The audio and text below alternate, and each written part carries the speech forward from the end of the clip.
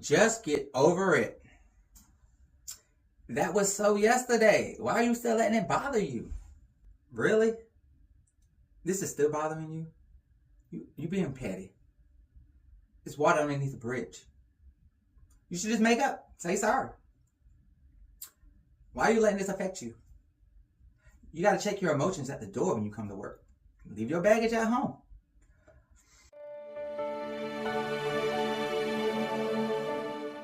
Have you heard any of this before? Lesson 1. I'm tired. Regardless of what folks try to tell people, especially you hear it consistently, that you got to let things go. You got to move on and not let it affect you. And you know what? A part of that, an insignificant part of that is actually right. Yes, you do need to process what it is that has happened to you, because this is why you are tired, all right? The reality of being tired from your job, other than if it's just physical, okay? Physical tired is just that, y'all. You was putting in that work. But that ain't the top tired we're talking about. We are talking about mentally tired. I am mentally drained. Like, folks have said this before, and maybe some people just don't really know what it means when they say they are mentally drained. Everything that you go through, every negative emotion that you ever felt, will always ride with you. It will always be your ride and die. We can never truly disassociate from a negative experience. That's not the way shit happens, okay? In some shape or form, it will always be with us. It will always try to stick his little head out and say, hey, what's going on? Did you miss me? No, we ain't miss you. Take your ass back where you came from, all right? We ain't miss your ass at all, all right? Why are you here? I thought I was over this. Yes, but you're not, because we can't be. Every experience we go through, whether good or bad, is shaping who we are. It's shaping why we think the way we think. It's why we do the things we do. It's why there's some things that we fight for, and there's other things that we be like, it ain't worth the energy. And then at work, what is your boundaries? What is your breaking point? What is your vulnerability at work? Like, do you let people know who you are? Or do you just say, no, I'm going to work and you're only going to get to know the work me? You know, outlets are needed, but be careful of what outlet you take and who you trust.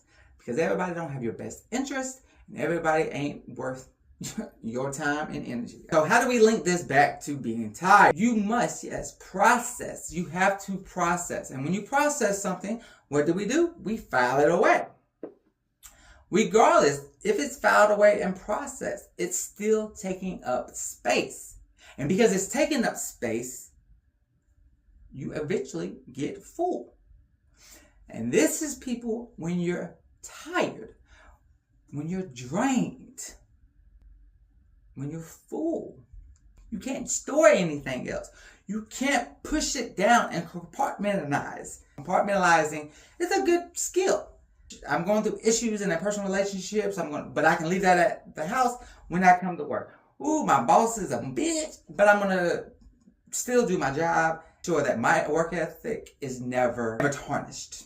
Because your reputation is your reputation, all right? And you only have your reputation.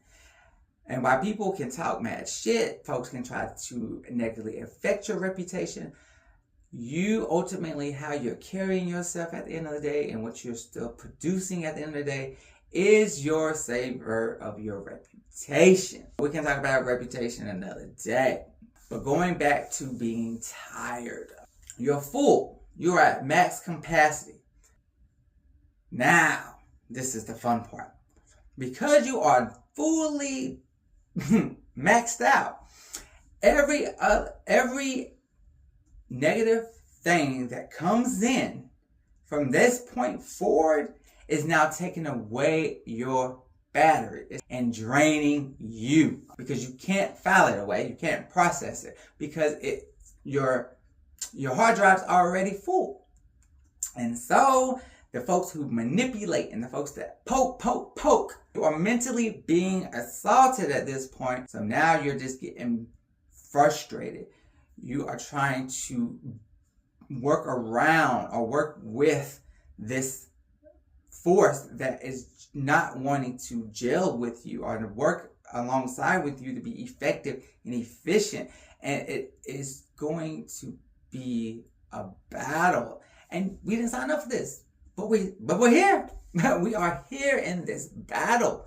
And baby, you are David and it is Goliath. So it is not impossible to defeat, but it is not going to be easy either.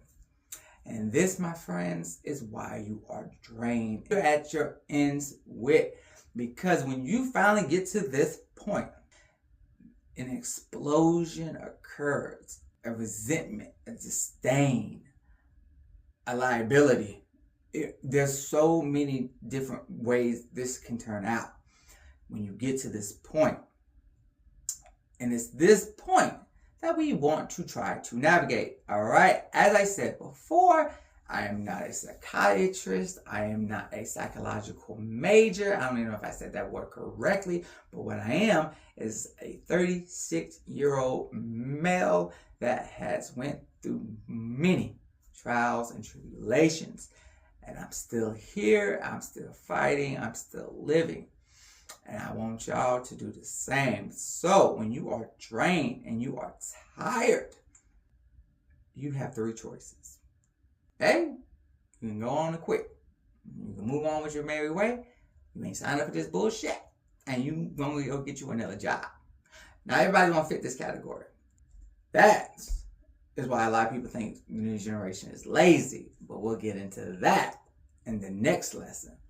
But the other options is just to suck it up and keep taking it. Going home, crying, drinking, or whatever you got to do. So it's spillage at this point. And so your emotions are showing.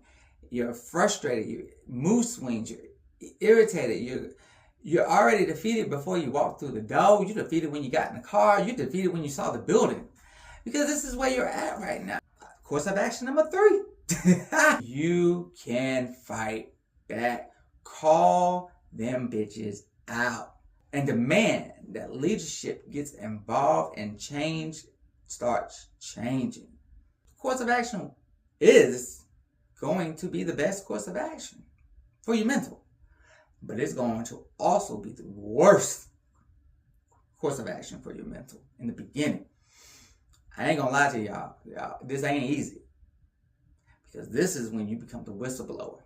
I will see y'all in lesson 2. Mental health in the workplace. It's your boy EJ. But let's actually have a conversation. And what are some things that you do? Hobbies, taking your mind off stuff. It gets you to the next day. But it's not going to get the situation fixed. And that's why I say you have 3 courses of action. But while you're dealing with course of action number 3, go ahead and drop some things in there of what we can do other than turn to the bottle. Because that's how we become alcoholics, y'all. And remember, go live. Go in. Let have.